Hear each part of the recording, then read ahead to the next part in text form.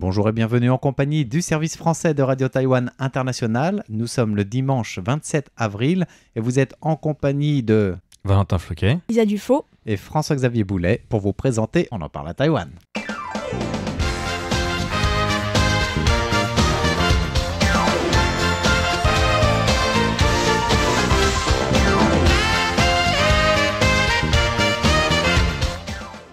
Bonjour à toutes et à tous, c'est François-Xavier Boulet, Lisa Dufaux et Valentin Floquet pour le nouvel épisode dont on en parle à Taïwan. Alors, en cette fin du mois d'avril et ce début d'été qui arrive, de quoi allez-vous parler ? Eh bien, je vais commencer peut-être par présenter mon sujet qui concerne un peu la voiture. Ça faisait longtemps. Cette semaine, il y avait le salon AMPA, le salon des pièces détachées pour les accessoires de véhicules, voitures et scooters et motos en général. Et donc, je vais vous en parler je vais pas vraiment vous parler de ça, mais en fait, je vais parler plus de Foxconn qui était présent.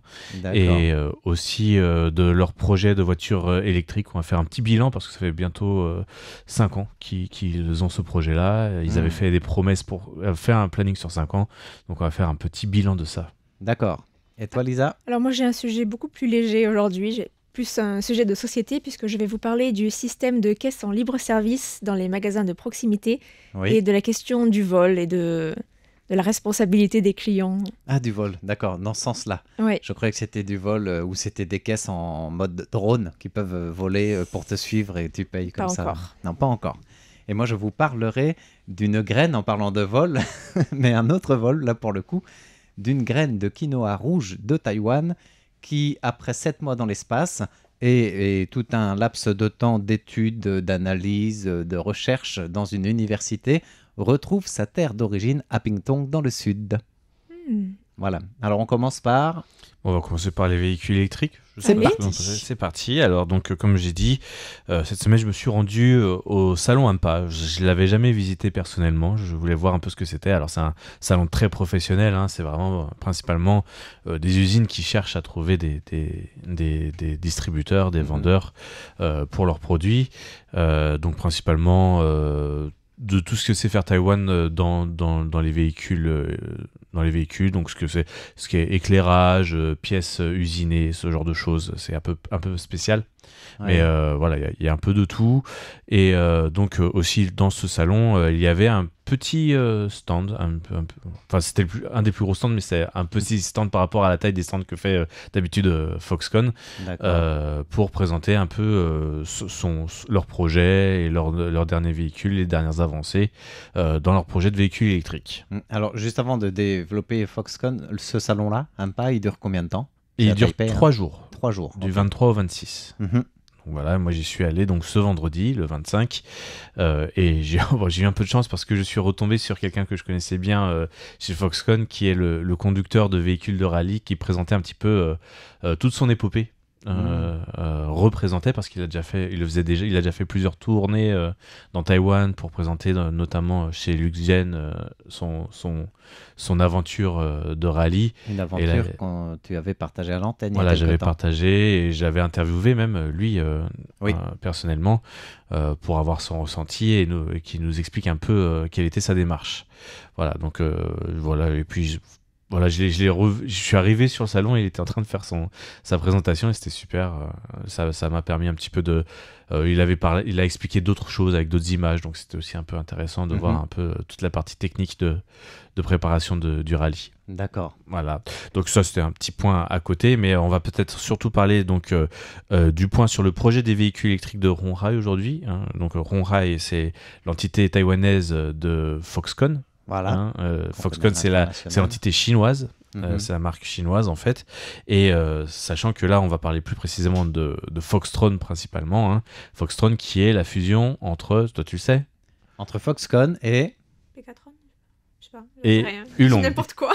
Et Hulong. Hulong qui est ça, c'était la première marque ou le plus ancien constructeur automobile taïwanais, non ? C'est même le seul pour l'automobile de consommation en tout cas. Ce qu'on appelle. Tu fais quasiment plus rien aujourd'hui ici. Ah bah si, ils font bien. Il y a bien la marque Luxienne qui gère. Vrai. Donc ça reste un fabricant de voitures locales. Et ils font aussi encore toutes les voitures fabriquées localement. Hein. Les Ford, que ce soit la Ford, alors je me souviens plus du modèle, la Fiesta je crois, que ce soit aussi donc les Toyota, etc. Tout ce qui est fabriqué localement en termes de voitures, c'est Yulong qui s'en occupe. Donc ça reste encore assez gros. Et donc ils ont fait ce partenariat donc en 2020-2021 avec Foxconn pour commercialiser les voitures réalisées par Foxconn ou développées par Foxconn sur le marché taïwanais. D'accord. Voilà, avec bien sûr toute leur expertise dans toute la partie voiture, carrosserie, etc. que n'a pas du tout Foxconn. Oui.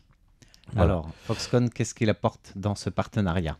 Alors, donc... 5 ans après, c'est l'heure du bilan. Voilà, donc je vais vous refaire un petit historique en fait, de tout ce qui s'est passé ces 5 dernières années aussi. Hein. Donc, au début, Foxconn avait pour ambition de créer une plateforme pour les marques voulant s'investir rapidement dans un marché du véhicule électrique qui était alors florissant et dont on ne savait pas trop comment il allait être géré, comment il allait être... comment les gens en fait vont vouloir pour se souvenir 2020 Apple voulait faire son Apple Car, quelque chose comme ça, donc il y avait ça un petit peu dans l'air, parce qu'on s'est dit est-ce que Foxconn va réussir à vendre son concept à Apple et faire des voitures Apple. Il y avait tout ça en préparation et on voit que en fait depuis le marché chinois a quand même énormément pris et que pour l'instant à l'international, mais ça je vais vous donner le bilan à la fin, Foxconn est pas encore très présent. Oui. Donc on peut rappeler d'abord que Honghai Precision, plus connu en France sous le nom donc, de son entité chinoise, avait annoncé en octobre 2020 avoir pour ambition de devenir un des leaders mondiaux de l'industrie des véhicules électriques. Il annonçait alors vouloir se servir de ce nouveau secteur pour atteindre 10% des revenus de la structure complète de Foxconn en fait. D'accord. Et là ils avaient déjà des prototypes à ce moment-là? Pas encore. Pas encore. En 2020 c'était juste le châssis qu'ils avaient présenté en fait. D'accord. Donc le châssis, le but c'était que tout le monde utilise le même châssis et qu'après ils construisent leur voiture dessus. Donc même châssis avec des options de moteur. Voilà, c'était pour cette partie-là. Donc en 2020, le groupe annonce quand même 3 points stratégiques de lancement. Les batteries solides, l'intelligence artificielle avec principalement des logiciels de gestion pour les véhicules électriques. Ouais. Et enfin les composants électroniques qui est leur fort depuis le début. On va voir qu'au final, ça s'est un peu tout mélangé, qu'il n'y a pas vraiment eu tout ça. Que la seule vraiment grosse stratégie qui a continué, c'est les batteries solides. D'accord. Alors, je vais vous faire un petit historique très rapide. En 2020, Foxconn annonce officiellement son entrée dans le secteur des batteries solides, marquant le début de sa stratégie d'investissement dans cette technologie émergente. C'était vraiment... Il voulait... tout le monde était un petit peu en stand-by à l'époque et ils voulaient vraiment avancer là-dessus. Et en 2021, donc, la société fonde Solid Edge Solutions à Taïwan, une filiale dédiée à la recherche et au développement des matériaux pour les batteries solides, signalant une volonté claire de se positionner à long terme. En 2022, Foxconn lance la construction de sa première usine de batteries LFP en phosphate de fer lithié à Kaohsiung, toujours à Taïwan, mais qu'il ne s'agisse pas encore de batteries solides. Cette étape renforce ses capacités industrielles dans le domaine des batteries en général. D'accord. En 2023, Foxconn conclut un partenariat stratégique entre Solid Edge Solutions et Blue Solutions via un protocole d'accord pour développer ensemble un écosystème autour des batteries solides destinées aux 2 roues électriques. Et Blue Solutions, c'était sous l'égide de Foxconn aussi à la base? Non, c'était une autre entreprise qui était spécialisée dans les batteries solides dédiée aux 2 roues. D'accord. Et donc en fait ils étaient encore au stade de projet, c'était une start-up en fait, et donc le but donc c'était vraiment se mettre en partenariat. Voilà, se mettre de même, ils ont racheté, ils ont englouti, on va dire, Blue Solutions pour justement d'abord se mettre la main sur les 2 roues où c'est beaucoup moins complexe à développer, ça demande moins de puissance et donc faire déjà un pas vers la batterie solide ensuite pour les voitures. D'accord. Et c'est principalement dédié au marché indonésien. Blue Solutions, c'est indonésien à la base. En 2024, la société crée Foxconn New Energy Battery, qui est une usine à Zhengzhou, en Chine. Zhengzhou, c'est dans quelle province? Le Henan. En Chine. Le Henan. C'est la capitale provinciale du Henan. Cette nouvelle filiale se concentre sur la fabrication, la vente et la recherche et développement dans le domaine des batteries automobiles, avec une attention particulière portée encore sur les batteries solides. Foxconn adopte une stratégie d'entrée progressive via des collaborations avec des fabricants expérimentés, en se focalisant d'abord sur le marché des 2 roues. Comme je l'ai dit juste avant, donc 2024, ils ont continué un petit peu le projet de 2023 avec cette nouvelle usine en Chine. D'accord. Par la suite, donc en 2025, le projet était jusqu'à 2025. Maintenant, ils devaient sortir les batteries solides actuellement. Oui. Bon, on n'est pas encore dans la moitié de la fin de la moitié de 2025, mais il n'y a aucune annonce qui a été faite. Donc on peut imaginer que les batteries solides pour les véhicules, même 2 roues, vont prendre encore un peu plus de temps et on va peut-être plus avoir une optique 2028. Voilà. Pour les batteries solides. D'accord. Bon, c'est mon analyse personnelle. Mais vu comment l'évolution, ils n'ont rien annoncé. J'ai posé questions, ils étaient un petit peu embêtés. Voilà, donc voilà pour ça.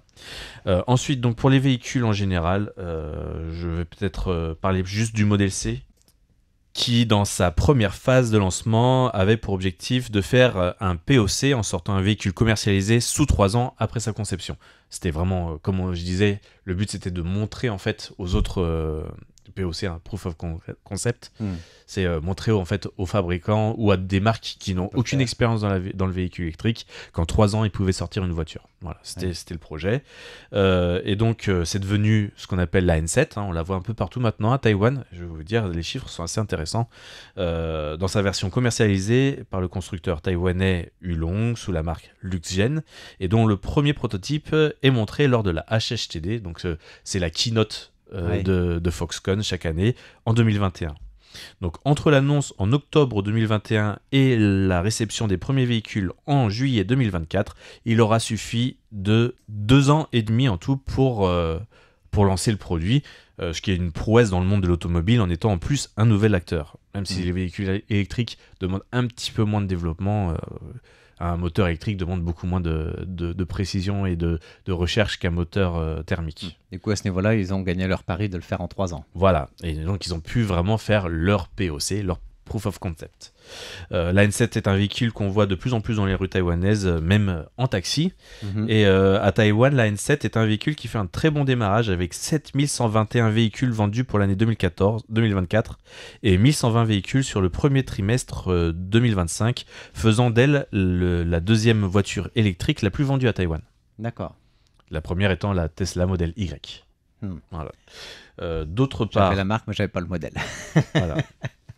D'autre part, alors Tesla, même derrière Tesla, ils sont même 2e derrière Tesla, juste avec un seul modèle, ce qui est pas mal. Par ailleurs, à Taïwan, la N7 a également désormais un modèle long range, donc ils ont sorti quand même un nouveau modèle, ce qu'on appelle la N7 LR, qui présente une autonomie théorique de 711 km, lui permettant de faire soit un aller-retour du nord au sud de l'île, ou de faire un tour complet même. Voilà. Pour donner un peu une autonomie, quoi, pour Taïwan, c'est déjà très bien. En ce qui concerne la vente à l'étranger du modèle C, la production est en préparation pour le marché américain avec un modèle au design légèrement modifié. Selon les dernières informations, la production devrait commencer d'ici la fin de l'année pour le marché américain. Voilà. Quant à la taxe, on ne sait pas encore ce que Trump décidera au final. C'est produit aux États-Unis, donc il n'y aura pas de souci. Donc il n'y aura pas de souci. Voilà. Et d'autre part, pour finir... mais peut-être que certaines composantes ne sont pas toutes produites aux États-Unis et viennent d'ailleurs, et ça risque aussi d'impacter le prix. Au final. Peut-être. Ça, on verra dans les mois qui viennent. Voilà.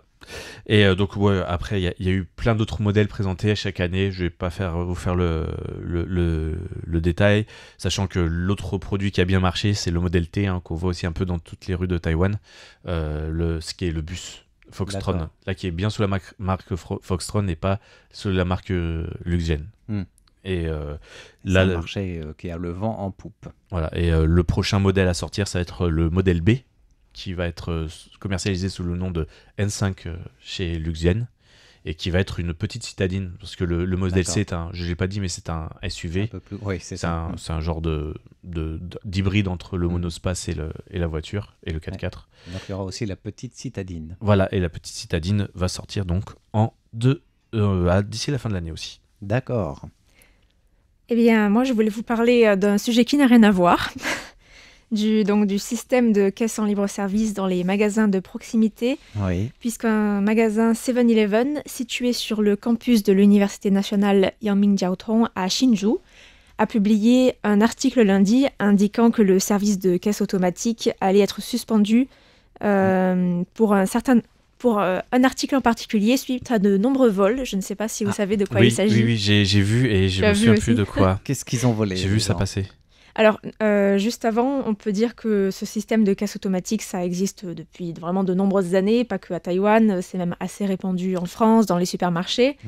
Et bon, je ne sais pas à quel point les clients sont honnêtes lorsqu'il s'agit de scanner les produits, mais plusieurs études réalisées dans différents pays du monde montrent qu'effectivement, il y a une nette augmentation du nombre de vols sur les caisses automatiques par rapport aux caisses traditionnelles. D'accord. Mais en tout cas, je pense que ça doit rester quand même rentable pour les supermarchés qui continuent de proposer ce genre de service. Oui, et puis même de les développer de plus en plus. Voilà. En fait, ce service à Taïwan est vraiment utile puisque les magasins peinent à recruter du personnel. Alors, il y a plein de raisons.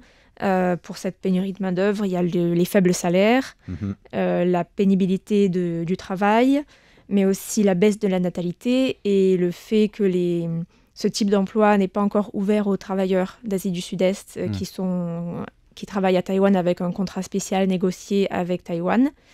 Bref, donc pour toutes ces raisons, il y a ce système à Taïwan. Et donc revenons à ce 7-Eleven qui nous intéresse en particulier.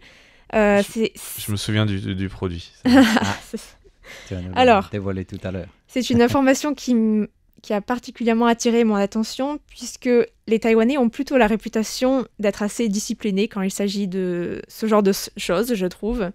Et pourtant, ce sont au total 476 EOT qui ont été emportés sans payer par des clients de ce 7-Eleven en seulement 2 mois. Donc presque 500 en 2 mois, c'est quand même beaucoup. Ils ont ôté les œufs ôtés. D'accord. Et donc, ça fait beaucoup, en effet. Oui, c'est vraiment beaucoup. Et le groupe Uniprésident, qui opère les magasins 7-Eleven à Taïwan, a lancé un appel pour exhorter les clients à se montrer responsables et à respecter la loi. Le groupe a aussi choisi de conserver le système de caisse en libre service, mais de supprimer le code barre pour les œufs. Comme ça, les clients qui veulent acheter des œufs OT doivent obligatoirement passer par la caisse manuelle avec un vendeur. Et du coup, c'est pas mal comme système parce que ça permet aussi aux gérants de ne pas mettre tous ces œufs dans le même panier. Voilà. Je savais que tu avais quelque chose. Et en tout cas, l'article a suscité beaucoup de commentaires sur Internet à Taïwan, des commentaires critiquant le comportement irresponsable de ces étudiants qui sont pourtant inscrits dans une des meilleures universités de Taïwan. D'autres soulignaient l'ampleur du phénomène puisque les chiffres équivalent à une moyenne de 8 œufs volés par jour dans le même magasin. D'autres encore se sont demandé si le magasin devait ou non aller porter plainte auprès de la police, ou alors qui ont appelé à ce qu'une enquête soit effectuée, puisqu'après tout, il ne s'agit que d'eux, mais on est quand même face à des actes de vol, et comme on dit... Qui vole un œuf. Vole un bœuf. Exactement. C'est quand même plus facile de voler un œuf. En tout cas, la police de Hsinchu, puisque l'université dispose de plusieurs campus, dont un à Hsinchu, a indiqué ne pas avoir reçu de plainte officielle pour le moment, tout en déclarant qu'elle allait quand même se pencher sur cette affaire très grave. Alors, il faut quand même rappeler que selon le code pénal taïwanais, le vol est passible d'une peine de prison pouvant aller jusqu'à 5 ans. Ah, ça fait cher l'œuf. Voilà, ou alors jusqu'à une amende qui peut aller jusqu'à 500 000 $ taïwanais, environ 13 500 €. Je répète, ça fait encore très cher l'œuf. Voilà, mais après, il y a le principe de proportionnalité. Je ne pense pas que la sanction serait aussi élevée pour des œufs. Mais en tout cas, ce n'est pas directement lié, mais cette histoire m'a fait aussi penser à une information dont j'ai entendu parler il y a vraiment longtemps et j'ai même pas réussi à la retrouver. C'était des chauffeurs de bus à Taipei qui se plaignaient de certains usagers qui, lorsqu'ils payent en cash et non pas avec leur EasyCard, essaient de resquiller en mettant un montant inférieur au prix du ticket. Oui. Tu te souviens de ça? Oui, et il n'y a pas si longtemps que ça, en prenant le bus, j'ai vu le chauffeur, dès que quelqu'un mettait les pièces dans le tronc, il vérifiait avant de valider que c'était bien la bonne somme. Et si c'était la somme réduite, il vérifiait d'un coup d'œil, est-ce que c'était vraiment... d'apparence une personne âgée ou un étudiant qui pouvait demander en effet à payer moins cher. Voilà. C'est ça. Et c'est vrai qu'ils vérifient parce qu'après, c'est eux qui ont des soucis, quoi. Oui. Alors, par exemple, le prix standard d'un trajet pour un adulte à Taipei, c'est de 15 $ taïwanais. Et c'est vrai que certaines personnes essaient de mettre, par exemple, 11 pièces ou 12 pièces de 1 à la place de 15. Voilà. Et c'est difficile à vérifier pour les conducteurs puisqu'ils sont plutôt concentrés sur leur conduite, normalement, ce qui est plutôt une bonne chose. Et donc, on ne peut pas vraiment vérifier à chaque fois, sauf à moins de s'arrêter et de vérifier ce que certains chauffeurs font, comme tu dis. J'ai déjà vu ça aussi. Et puis, surtout que cette machine, la caisse où on met les pièces, c'est une machine métallique. Donc, on entend bien le son de la monnaie sonnante et trébuchante qui tombe comme ça. Et on a l'impression qu'il y a beaucoup de pièces qui tombent. Donc, c'est facile de mettre un peu moins ou alors... Mais c'est à 2 compartiments. Il y a le bruit métallique qui tombe comme sur une sorte de lame où les pièces peuvent glisser. Et après, c'est pas tout de suite dans le tronc, dans le fond de la caisse. Ça reste à une partie supérieure, le temps que le chauffeur puisse vérifier justement qu'il y a tout. Et après, il appuie sur une languette qui ouvre la trappe pour que ça aille dans le fond de la... Alors, c'est peut-être pour certaines machines, parce que moi, la plupart du temps, ça tombe sur la barre, mais ça tombe directement au fond.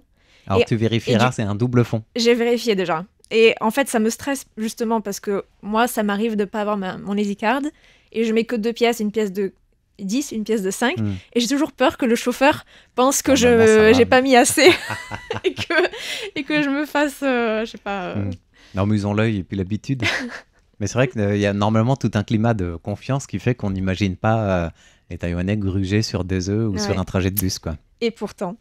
Et toujours dans la même logique, les bus de Taipei récoltent aussi régulièrement des pièces de monnaie étrangères dans cette boîte métallique.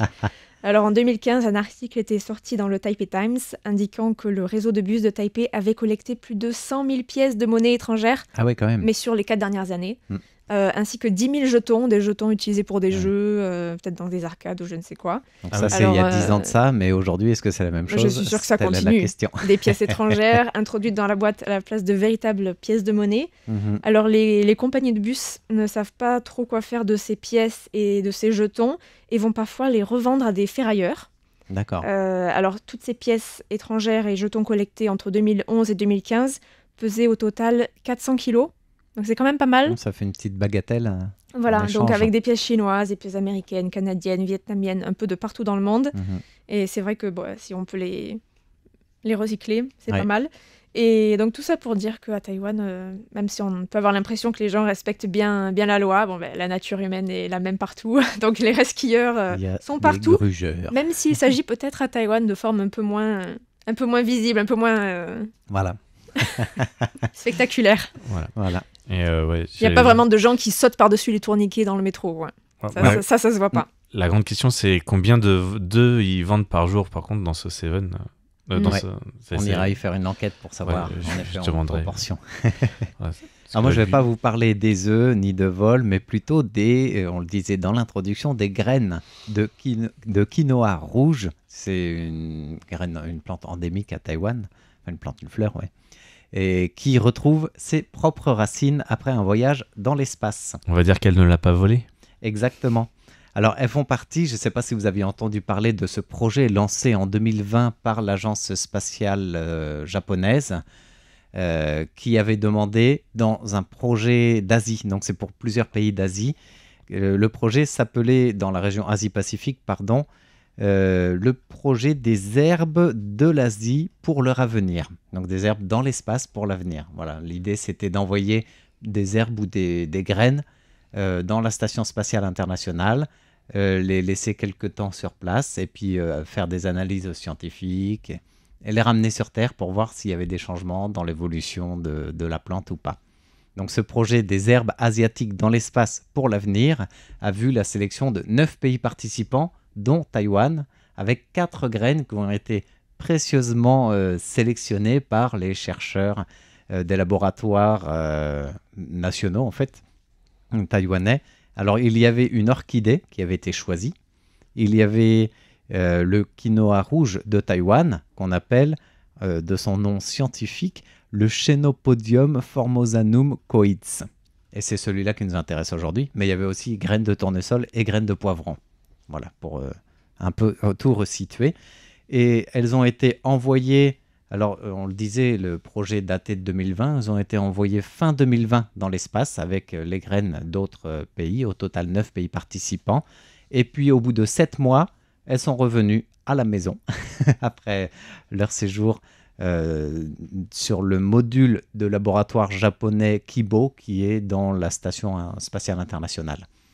Et du coup, de retour à Taïwan, elles ont été confiées à l'université l'Université nationale Chongqing à Taichung pour des études, là encore, scientifiques, pour être replantées, pour être ouvertes pour certaines. Donc il y avait plusieurs analyses et recherches scientifiques qui ont été faites, c'est-à-dire qu'il y en a qui ont été disséquées, il y en a qui ont été cultivées à différents niveaux, en terre, dans l'eau, et toutes ces plantes ont permis, normalement, dans cette analyse, d'avoir une meilleure connaissance de ces graines, de ces plantes, de la viabilité de certaines espèces dans l'espace. Alors, en fait, c'est pas nouveau d'envoyer des graines ou des plantes dans l'espace, ça existe depuis 1946, mais Taïwan et ce projet d'Asie-Pacifique ne s'inscrit pas dans le but de les faire vivre dans un autre milieu que la Terre, ou de développer des espèces ou des plantes qui pourraient subvenir, par exemple, aux besoins nutritionnels des astronautes en mission. Là, c'est la France, l'Europe participent à ça depuis longtemps. Ce projet, c'est vraiment de voir comment on peut avoir une meilleure connaissance des graines et des graines endémiques, voire des espèces qui sont menacées de disparition avec l'évolution du climat sur Terre. Donc, dans ce cadre-là, la professeure Yang Xin-Ying de l'université Chongqing a expliqué que c'était des étapes importantes sans avoir forcément de résultats tout de suite du jour au lendemain. C'est vraiment une analyse sur le long terme, sur plusieurs mois, sur plusieurs années, en fonction des différents échantillons qui sont toujours en cours d'analyse et de culture pour certaines graines, parce qu'il y a la grande variabilité génétique des différentes graines choisies, depuis le poivron jusqu'à l'orchidée, en passant par le quinoa rouge, par exemple. Et le quinoa rouge, lui, c'est parce que c'est une espèce endémique du sud de Taïwan, dans le comté de Pingtung, qu'elle a été choisie.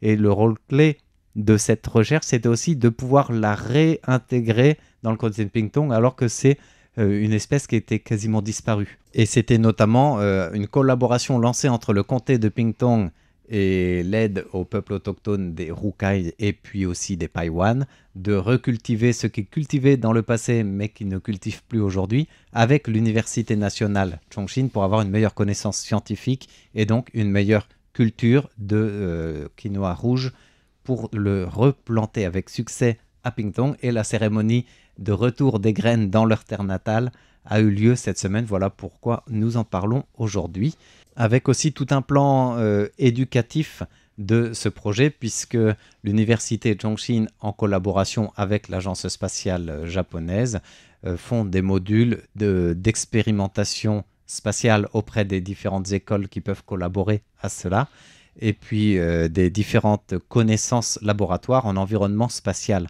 Donc il y a des cours en visio avec directement un scientifique qui est dans la station spatiale internationale, en tout cas dans le module Kibo du Japon, pour voir le développement de ces graines. Et de retour dans le comté de Pingtung, c'est au sein d'une école dont la directrice s'appelle Tsai Mei Yao qu'ont eu lieu le retour de ces graines.